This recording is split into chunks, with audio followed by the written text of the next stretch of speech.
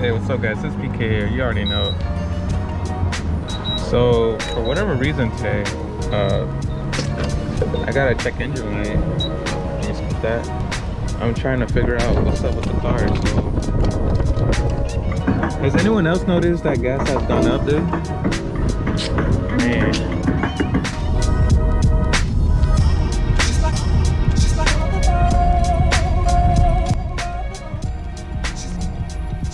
Yeah, so I don't know what it could be. I might have to just disconnect the battery and see what. If it comes back on, then I might have to just go back to the shop and see what he can do. It's pretty common to get I guess the check engine light on, but it usually goes on and off. So I don't know if it has to do with Honda or the flexor kit, but we're gonna figure it out. If not, I'll just disconnect the battery and connect it. And see if that kind of reboots the system and the coding just goes away. I'll just drive it around for a bit, see if that helps and it goes away. Sometimes it does just go away. But if it doesn't, then we'll just go back to DCD. Okay, so just to follow up, so I did get some more details. So I got some coding, so it was a P2183. So this is a simple fix. It's relative to the engine coolant temperature sensor 2. When I connected the flex fuel, we did install it to the second sensor for the radiator. So it looks like it's that. So what I'm doing is I'm reflashing the system, knowing that it's nothing major, and Honda flash should fix it temporary. But the next time I go with Lewis VCD Racing, he just needs to disable the sensor so it doesn't happen again. But so just the same time, like when we flashed it the original time, it's going from 0 to 8. So it looks like it's about to be done. Cool. So now that it's done, turn off the car.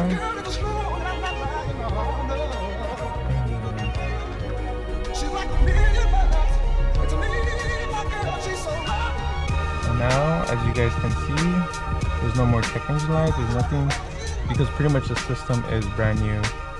This is like the first time it's flashed. Even my miles per gallon got changed. So yeah guys, that's pretty much how you fix this code. If you do the Honda install yourself, just go on your laptop and disable the sensor, and that should fix this issue if you get this coding. How do you like it though? For sure, the Simmons, I like it.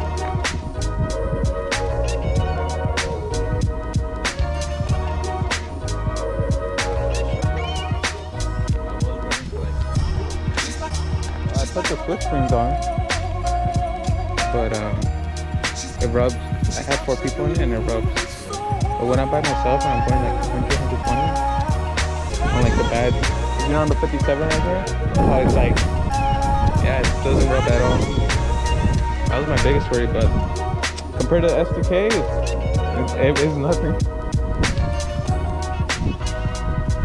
Yeah, I like it.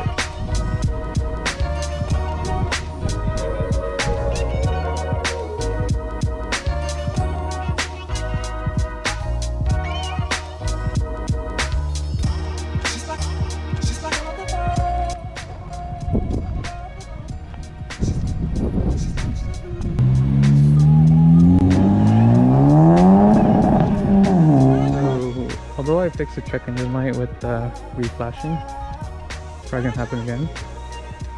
So not even like.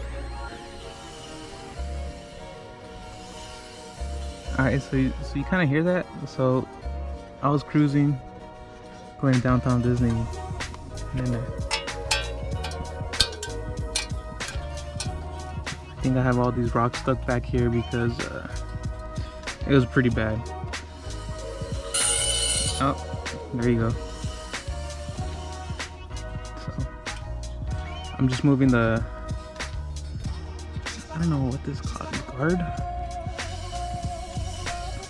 But I'm just moving it around, trying to get any type of rocks that got stuck in there, but that's what's causing the noise. At first I thought it was like, man, probably my fuel pump, probably something with my maybe my car didn't like the tune, maybe it didn't like the E85, and I thought that's what this noise was coming from, but this is something completely different. But I'm just trying to do as much as I can, I guess. One thing after another, right? But so at least I know that's where this noise is coming from.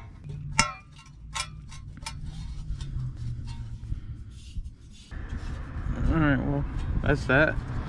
Not much else I can do, right? Just rock it.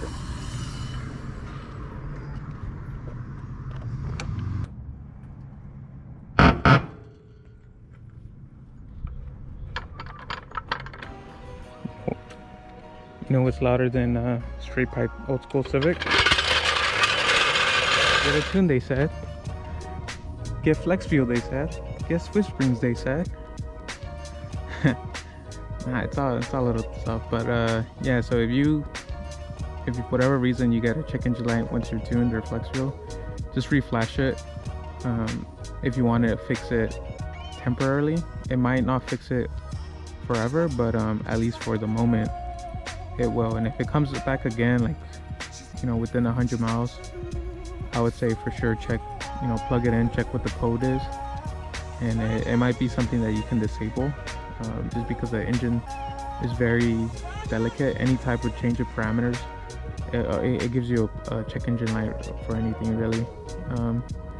And if you ever do get noises like that where you just start hearing screeching, especially when you're braking, there's a high chance that there's rocks in your rotors, within the rotor slash splash car, whatever. But yeah guys, hope you guys liked this video. So if you guys ever have these issues, don't panic, because I did, but that's what Type R friends are for, right? So make sure to subscribe for more Type R content. Later guys.